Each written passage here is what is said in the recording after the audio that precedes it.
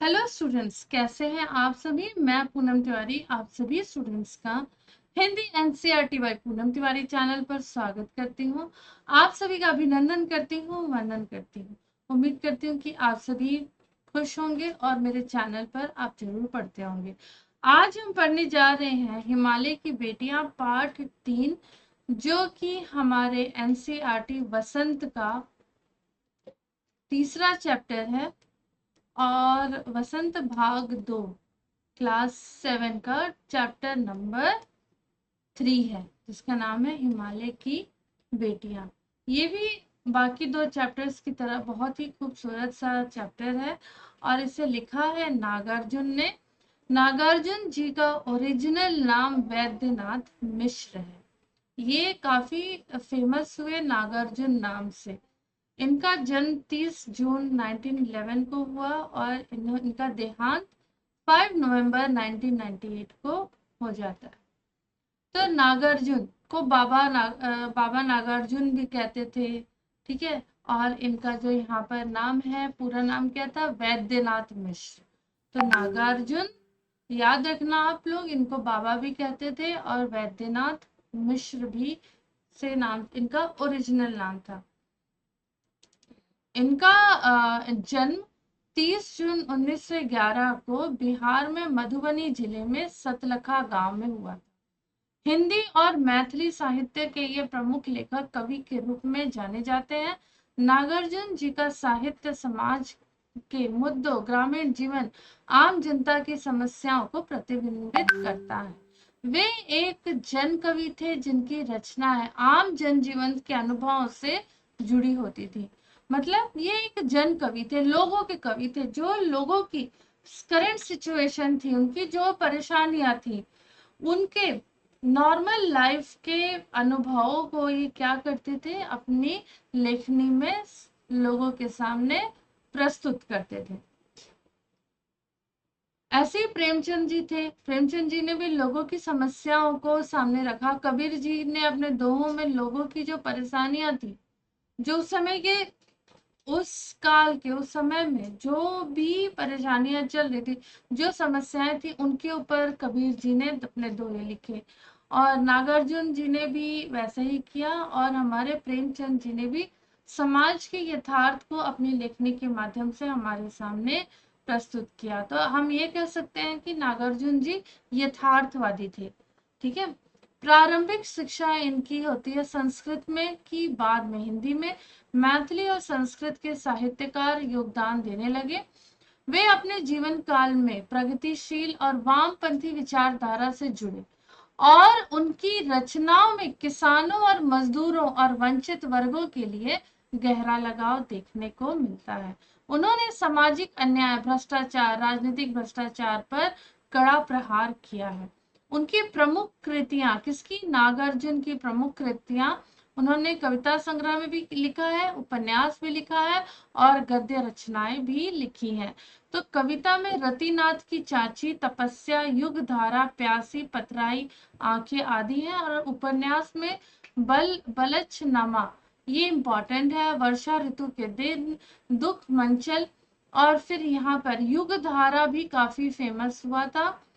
फिर यहाँ पर गद्य रचना, उनकी लेखनी में आलोचना और व्यंग के साथ साथ जीवन की गहरी समझ भी झलकती है। विशेषताएं की अगर बात करें तो नागार्जुन की लेखनी में जो विशेषताएं थी, वो ये था कि उन्होंने ग्रामीण जीवन की सिंप्लिसिटी को, उनकी साधारण और एकदम से जो सादगी वाला जो जीवन था, ग्रामीण गांव के लोगों के जो सादगी भरा जीवन था, और सादगी भरे जीवन के साथ साथ जो गांव के लोग जिन परिस्थितियों को, जिन कठिनाइयों को झेलते थे, उसे ही बड़े ही खूबसूरत तरीके से हमारे सामने चित्रित किया है या प्रस्तुत किया है। नागार्जुन जी ने हिंदी साहित्य में एक नया मोड़ लाए, एक नया उन्होंने एक तरीका इंट्रोड्यूस किया, जहां पर एक नई धारा लेकर आए, एक नया युग लेकर आए, जहां पर उन्होंने जो निम्न वर्ग है, शोषित वर्ग है, किसान और मजदूर, इनकी वो आवाज बने, ठीक है। उनकी कविता में गहरी संवेदनाएं और विद्रोह की भावना देखने को मिलती है। नागार्जुन जी का साहित्य योगदान हमेशा हिंदी साहित्य के जन कवि के रूप में याद किया जाएगा। तो नागार्जुन जी क्या थे? जन कवि के रूप में हमारे सामने नजर आए। ठीक है, क्लियर है? ओके। फिर यहाँ पर उनके प्रमुख पुरस्कार क्या क्या थे? साहित्य अकादमी अवार्ड पुरस्कार मिला, पत्रहीन नग्न गाछ के लिए उन्हें मिला, और मैथिली शरण नागार्जुन जी को यह पुरस्कार उनकी मैथिली काव्य, इन्होंने जो काव्य लिखा था वो कौन सी भाषा में लिखा था? मैथिली काव्य में। कौन सी रचना थी? पत्रहीन नग्न गाछ को दिया। भारत भारती पुरस्कार 1983 में इन्होंने उत्तर प्रदेश सरकार द्वारा साहित्यिक योगदान के लिए दिया जाने वाला सर्वोच्च सम्मान है, मैथिली साहित्य का पुरस्कार। उन्हें मैथिली भाषा के लिए उत्कृष्ट साहित्यिक रचनाओं के लिए भी कई बार सम्मानित किया गया। शिक्षा मंत्रालय पुरस्कार उनको दिया गया, और ये किससे मिलता है? शिक्षा मंत्रालय की ओर से उन्हें दिया जाता है। अब और देखो ये सारे अवार्ड जो है ना जुड़े हुए हैं। तो मैथिली साहित्य का पुरस्कार क्यों मिला? मैथिली भाषा में उन्होंने बहुत ही अच्छे रचनाएं लिखी थी, कविताएं लिखी थी, उसके लिए उन्हें अवार्ड मिला। भारत भारती पुरस्कार किस लिए मिलता है? कौन देता है? उत्तर प्रदेश सरकार देती है। फिर आपका शिक्षा मंत्रालय पुरस्कार शिक्षा मंत्रालय देती है। लोकप्रिय उपाधि वो जन कवि के नाम से जाने गए। नागार्जुन जी किस नाम से जाने जाते थे? जन कवि के नाम से जाने जाते थे। ओके, तो उन्हें जन कवि की उपाधि दी गई थी। और लेखन या उनके लेखन की वास्तविक मान्यता, उन्होंने किसानों, मजदूरों और वंचितों के संघर्षों को बखूबी क्या किया है? आपको चित्रित किया है। क्लियर है? इतना क्लियर हो गया? अब हम लोग आगे देखते हैं। ओके, नेक्स्ट हम बढ़ते हैं आगे। हिमालय की बेटियां। तो हिमालय की बेटियां नागार्जुन जी ने लिखे है, वैद्यनाथ मिश्र जी ने। अभी तक मैंने उन्हें दूर से देखा था, बड़ी गंभीर, शांत, अपने आप में खोई हुई लगती थी, संभ्रांत महिला की भांति वे प्रतीत होती थी। उनके प्रति दिल में आदर और श्रद्धा के भाव थे। माँ और दादी, मौसी और मामी की गोद की तरह उनकी धारा में डुबकियां लगाया करती थी। परंतु इस बार जब मैं हिमालय के कंधे पर चढ़ा तो वे कुछ और रूप में सामने आई। ठीक है, तो ये बात हो रही है उन नदियों की जो हिमालय से निकलती है। तो बता रहे हैं यहाँ कवि, लेखक बता रहे हैं, नागार्जुन जी बता रहे हैं कि आज मैंने अभी तक उनको दूर से देखा था, बहुत शांत, गंभीर, अपने आप में खोई हुई लगती थी, किसी बड़ी ही मैच्योर्ड स्त्री की तरह, लेकिन और अपने दिल में क्या रखे हुए? आदर और श्रद्धा के भाव थे। माँ, दादी, मौसी, मामी के गोद में तरह जैसे उनकी धारा में हम डुबकियां लगाया करते। आज जब वो हिमालय के कंधे पर जाते हैं, हिमालय की चोटियों पर जाते हैं, तब उनका रूप कुछ और सामने आता है। वो हैरान हो जाते हैं कि ये दुबली पतली गंगा, यही यमुना, यही सतलज समतल मैदानों में उतरकर विशाल कैसे हो जाती है? पहाड़ों में रहती है तो पतली दुबली सी रहती है। इनका उछलना कूदना, खिलखिलाकर लगातार हंसते जाना, इनकी यह भाव भंगी, इनका यह उल्लास कहाँ गायब हो जाता है आगे जाके मैदान में जाके? किसी लड़की को जब मैं देखता हूँ, किसी कली को पर जब मेरा ध्यान अटकता है, तब भी इतना कौतूहल और विस्मय नहीं होता जितना कि इन बेटियों की बाल लीला को देखकर। अब लड़कियां कैसी होती हैं? अपने माँ बाप के घर में खूब उछलती कूदती हैं, हंसती बोलती हैं, खिलखिलाती हैं, घर में उनकी आवाजें गूंजती रहती है। लेकिन जब उसी लड़की की का विवाह हो जाता है, दूसरों के घर चली जाती है, तो बहुत ही मैच्योर बिहेव करने लगती है। ठीक है, तो यहाँ पर वही वैसे ही बताया जा रहा है। नागार्जुन जी कहते हैं कि ये जो नदियां हैं, इनको देखकर जब मैं इन्हें देखता हूँ, जब मैंने इन्हें दूर से देखा तब बड़ी शांत और एक मैच्योर्ड स्त्री की तरह, मामी, मौसी की तरह ये नजर आती है, घर में एक मैच्योर्ड स्त्री की तरह नजर आती है। लेकिन जब मैंने इन्हें पास से देखा, हिमालय की गोद में देखा, तब ये कैसी लग रही है, बड़ी चंचल स्वभाव से और अटखेलियां बाल लीला करते हुए नजर आ रही हैं। ये कहाँ से ये भागी जा रही है, कहाँ भाग रही है, कौन सा लक्ष्य है इन्हें बेचैन कर रहा है, क्यों परेशान है, क्यों भागना चाहती हैं। अपने महान पिता का विराट प्रेम पाकर भी अगर इनका हृदय अतृप्त ही है, तो वह कौन होगा जो इनकी प्यास मिटा सकेगा। बर्फ जली गंगा, नंगी पहाड़ियां, छोटे छोटे पेड़ों से भरी घाटियां, बंधुर अधिक आदित्य काएं, सर सब्ज उत्पतक उत उपतय काएं, ऐसा है इनकी लीला निकेतन। खेलते खेलते जब ये जरा दूर निकल जाती है, तो देवदार, चीड़, सरो, चिनार, सफेदा, कैल के जंगलों में पहुंचकर शायद इन्हें बीती बातें याद करने का मौका मिल जाता होगा। तो यहाँ पर लेखक बता रहे हैं कि किस तरीके से ये जो नदियां हैं जो पहाड़ हिमालय से निकल रही हैं, ये किस तरह से पहाड़ों में पतली पतली जो कोने हैं वहां से निकलती हैं और पतली पतली धाराएं रहती हैं, लेकिन मैदान में जाके विशाल रूप ले लेती हैं। लेकिन ये कहाँ भागे भागे जा रही है, इतनी अटखेलियां करते हुए कहाँ जा रही है। और जब ये थोड़ा सा आगे जाती हैं जहाँ पर पेड़ पौधे हैं, देवदार है, चिड़ है, वहां पे ये पौधे पेड़ नजर आते हैं, तो वहां पे इन्हें अपनी बीती हुई बातें याद आती हैं। बुढ़ा हिमालय अपनी इस नटखट बेटियों को, तो हिमालय को क्या कहा गया है, हिमालय पिता है, ठीक है। और उनकी बेटियां कौन है, बेटियां कौन है, ये नदियां, ठीक है। नदियों को कहा गया है जो वहां से निकल रही है, हिमालय से निकलती हैं।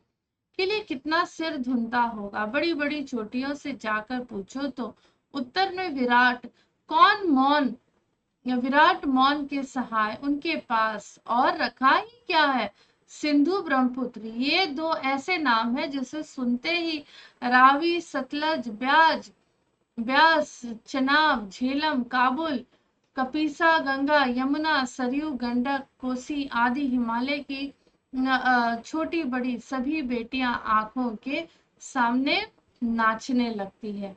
तो सिंधु नदियां, सिंधु घाटी की जो नदियां हैं वहां पर कौन सी है, 5 है ना।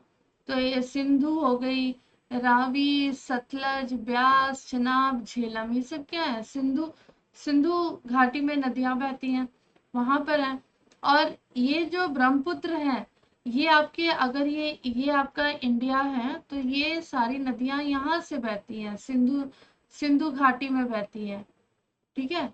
कौन कौन सी आपकी, रावी, सतलज, ब्यास, चनाब, झेलम, ये इस साइड में बहती है, यहाँ से बह के ये अरब सागर में मिल जाती है। लेकिन जो यहाँ की नदियां हैं, ये आपकी हो गई ब्रह्मपुत्र नदियां। यहाँ पर आपकी ये जो गंगा हो गई, यमुना हो गए, सरयू, गंडक, कोसी, ये सारे यहाँ से बहते हैं और जाके यहाँ पर आपके बंगाल की खाड़ी में ये गिरते हैं। तो वास्तव में सिंधु और ब्रह्मपुत्र स्वयं कुछ नहीं है, दयालु हिमालय के पिघले हुए दिल ही एक एक बूंद न जाने कब तक इकट्ठा होकर इन दो महानदियों के रूप में समुद्र की ओर प्रभावित होती रही है। कितना सौभाग्यशाली है वो समुद्र, जिसे पर्वतराज हिमालय की इन दो बेटियों का हाथ पकड़ने का श्रेय मिला। मतलब समुद्र को यहाँ पर दामाद का दर्जा दिया हुआ है। जिन्होंने मैदानों में ही इन नदियों को देखा होगा, उनके ख्याल में शायद ही यह बात आ गई कि बूढ़े हिमालय की गोद में बच्चियों बनकर ये कैसे खेला करती है। माँ बाप की गोद में नंग धड़ंग होकर खेलने वाली इन बालिकाओं का रूप पहाड़ी आदमियों के लिए क्या है, भले ही आकर्षक ना हो, लेकिन मुझे तो बड़ा लुभावना प्रतीत होता है कि हिमालय को ससुर और समुद्र को उनका दामाद कहने से कुछ झिझक नहीं होती। कालिदास ने के विरही यक्ष ने या मेघदूत से कहा था कि वेत्रवती, बेतवा नदी को प्रेम का प्रतिदान देते जाना, तुम्हारी वही प्रेयसी तुम्हें बनकर तुम्हें पाकर अवश्य ही प्रसन्न होगी। तो यहाँ पर देखो लेखक की कितनी सुंदर कल्पना है कि जो नदियां हिमालय की गोद से निकल रही हैं, है ना, हिमालय की गोद से निकल रही हैं, पर्वत राज से की गोद से निकल रही हैं, ये बेटियां वहां पर अपने पिता के गोद में किस तरीके से खेलती थी और बेधड़क खेलती थी, किसी चीज का उन्हें डर नहीं, कुछ नहीं। और बालक मन को यहाँ पर दिखाया है, ठीक है, नदियों के बालक मन को दिखाया है। लेकिन जब यही नदियां मैदान में चली जाती है तब समुद्र को इनमें इनमें क्या दिखता है, एकदम से लुभावना प्रतीत होता है। तो समुद्र हिमालय का क्या हो गया, दामाद हो गया, और समुद्र के लिए हिमालय उनके ससुर है, क्योंकि हिमालय की बेटियां कौन है, ये नदियां हैं जो वहां से निकल रही हैं।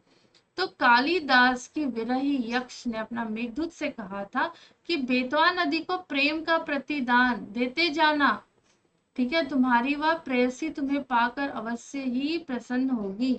यह बात इन चंचल नदियों को देखकर मुझे अचानक याद आई और सोचा कि शायद उस महाकवि को ये नदियों का सचेतन रूपक पसंद था।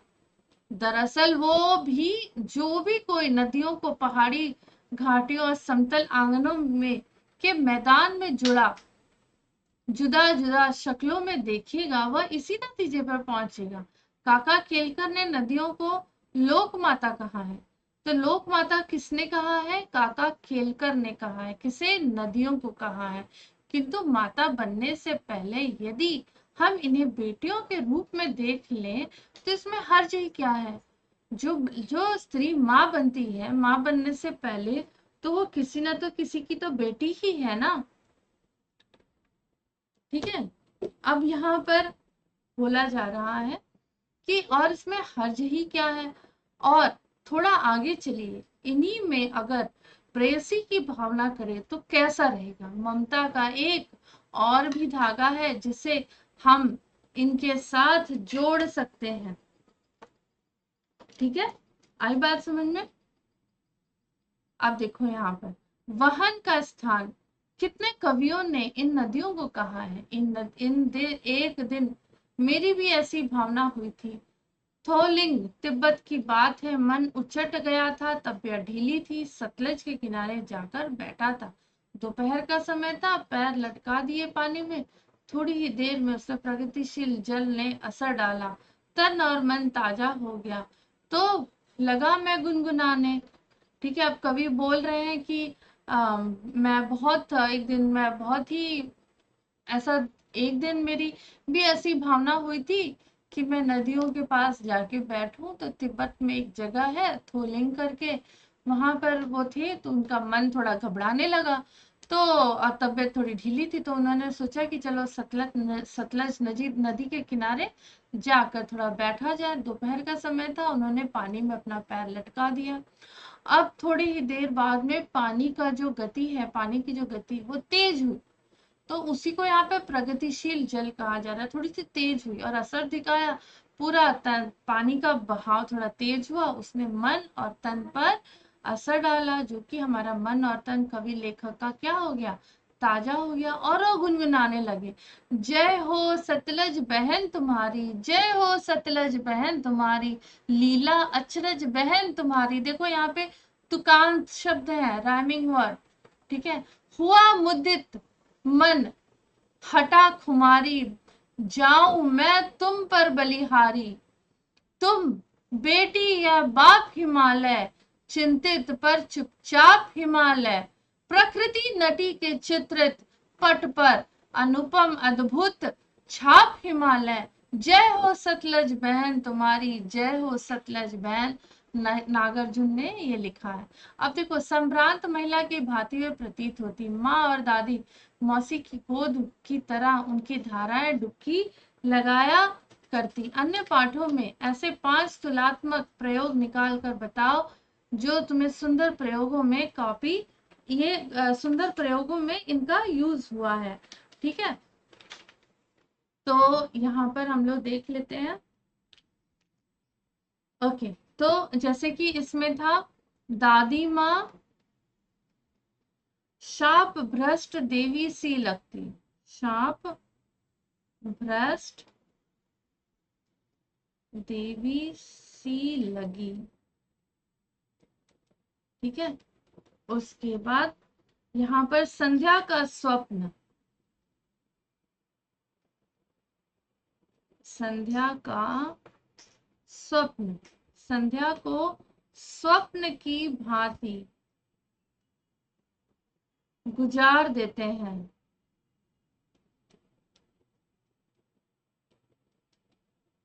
ठीक है, तो इस तरीके से आप और भी सेंटेंस निकाल सकते हैं, जैसे दादी माँ श्राप भ्रष्ट देवी सी लगी, तो इसमें कंपैरिजन हो रहा है ना, संध्या को स्वप्न की भांति गुजार देते हैं।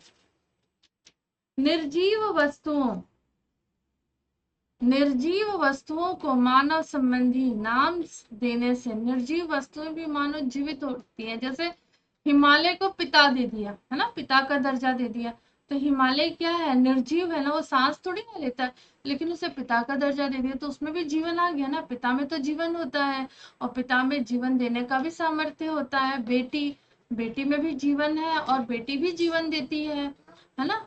तो लेखक ने इस पाठ में कई स्थानों पर ऐसे प्रयोग किए हैं, जैसे परंतु इस बार जब मैं हिमालय के कंधे पर चढ़ा तो कुछ और ही रूप सामने देखने को मिला। ऐसे ही काका केलकर ने नदियों को लोक माता कहा है। और इसमें अगर उदाहरण देखें तो यहाँ पर है संभ्रांत, संभ्रांत महिला की भांति प्रतीत होती है। एक मिनट, की तरह की प्रतीत होती थी। ठीक है, इस तरीके से फिर और भी हिमालय की छोटी बड़ी सभी बेटियां आंखों के सामने नाचने लगती हैं, है ना। हिमालय की छोटी बड़ी सभी बेटियां आंखों के सामने नाचने लगती है। ठीक है, ये दोनों। पिछली क्लास में आप विशेषण और उसके भेदों से परिचित हो चुके हैं, तो देखो यहाँ पर विशेषण संभ्रांत, संभ्रांत स्त्री है ना, संभ्रांत महिला, तो स्त्री क्या है, आपका आपकी संज्ञा है, और उसे कैसे, उसके विशेषण कैसी है, संभ्रांत। वर्षा क्या है यहाँ पे, आपका संज्ञा है, भीषण वर्षा है ना। चंचल, बालिका, लड़की के, लड़की कैसी है, चंचल है। जंगल, जंगल आपका क्या है, जंगल बोलेंगे तो विशेष्य है, विशेष्य को ही हम संज्ञा कहते हैं। क्लियर है, विशेष को ही हम संज्ञा कहते हैं। समतल, जमीन कैसी है, जमीन, मैदान कैसा है, मैदान आपका समतल है। महिला, स्त्री। घना, जंगल कैसा है, जंगल घना है, तो जंगल की विशेषता घना बता रहा है। नदियां, ठीक है, नदी का बहुवचन रूप है नदियां। मूसलधार, वर्षा कैसी हो रही है, वर्षा मूसलाधार बारिश हो रही है ना। आंगन, तो हमारा घर का आंगन। द्वंद समास के दोनों पद, द्वंद समास में क्या होता है, दोनों पद प्रधान होते हैं। इस समास में और शब्द का लोप होता है, जैसे राजा रानी, इसका अर्थ है राजा रानी। पाठ में ऐसे आए जगह बहुत सारे ऐसे शब्द हैं, तो उनको आपको लिखना है। तो जैसे छोटी बड़ी, भाव भंगी, ठीक है, माँ बाप, ठीक है। अच्छा, भाई बहन, बेटी दामाद। नदी को उल्टा लिखने से दिन होता है। नदी को अगर आप, ये नदी है, इसको अगर आप उल्टा लिख दोगे तो क्या हो जाएगा, दिन हो जाएगा। जिसका अर्थ होता है, इसका अर्थ क्या होता है, गरीब। यही अगर ऐसा लिखा रहता दिन तो इसका मतलब क्या हो जाता, सुबह का सवेरा, सुबह का समय। अभी 5 वर्ड ऐसे लिखे जिसे उल्टा लिखने में आपका शब्द बन जाए। तो ऐसा ही एक वर्ड मुझे याद आया, जहाज। इसको उल्टा करोगे तो भी जहाज बन जाएगा, है ना। यहाँ पर हो गया याद। याद कैसा, याद को ऐसा लिखो दया बन गया, है ना। राम, राम को उल्टा लिखो तो हो जाएगा मरा। लाभ, लाभ को अगर हम उल्टा लिखेंगे तो भला, है ना। और अम, और वर्ड बताओ, हीरा, हीरा को अगर उल्टा लिखेंगे तो राही। नशान, शान को आप उल्टा लिख दो नशा, है ना। बन गया ये। समय के साथ भला बदलती है, शब्द बदलते हैं, समय के साथ भाषा बदलती है, शब्द बदलते हैं और उनके रूप बदलते हैं। जैसे बेतवा नदी का दूसरा नाम वेत्रवती है। वैसे शब्दों को ढूंढकर लिखिए। झेलम, रोपण, सतलुज, रोपण, फिर यहाँ पर हो गया ये, तो सतलुज, रोपण। तो सतलुज का आप झेलम का झेलम का दूसरा नाम क्या होगा यहाँ पर, झेलम का चिनाब, अजमेर, बनारस। तो यहाँ पर अजमेर का आपका हो जाएगा अजय मेरू, है ना। बनारस वाराणसी। फिर चिनाब का दूसरा नाम क्या होगा, चिनाब का होगा बिपाशा, है ना। चिनाब का बिपाशा। फिर से झेलम का दूसरा नाम, झेलम का दूसरा नाम होता है वीतस्ता, ठीक है, वीतस्ता। और यहाँ पर रूपपुर, रूपपुर का नाम रोपण, रोपण, इसका हो जाएगा रोपण, ये वाला इसका हो जाएगा, ठीक है। सतलुज का, सतलुज का दूसरा नाम होता है शतद्रुम, है ना। वितस्ता, वितस्ता झेलम का नाम है जो मैंने यहाँ पे लिख दिया है। क्लियर है। अब देखो नागार्जुन की एक और कविता है, फूले कदम टहनी टहनी, है ना। यहाँ पर कौन सा अलंकार है, पुनरुक्ति अलंकार। जब एक ही शब्द बार बार 2 बार रिपीट होता है और इसके बीच में ये वाला साइन हो तब। टहनी टहनी में कंदुक सम झूले कंदम, फूले कंदम सावन बीता बादल का कोप नहीं रीता। तो यहाँ पर आपका तुकांत हो गया। फिर जाने कब से तू बरस रहा, ललचाई आंखों से नाहक। जाने कब से तू तरस रहा, मन कहता है छू ले कदम, फूले कदम फूले कदम। नागार्जुन की ये बहुत ही सुंदर सी कविता है। तो उम्मीद करती हूँ कि आप लोगों को ये क्लास अच्छी लगी होगी। क्लास अच्छी लगी तो सेशन को लाइक करिए, शेयर करिए, सब्सक्राइब करिए और मेरे चैनल से ऐसे ही जुड़े रहिए। बच्चों आप सभी से रिक्वेस्ट है, कमेंट सेक्शन में जरूर कमेंट करके बताना कि आपको ये क्लास कैसी लगी। तो मिलते हैं अगले क्लास के साथ, तब तक के लिए हंसते रहिए, मुस्कुराते रहिए, खिलखिलाते रहिए। धन्यवाद।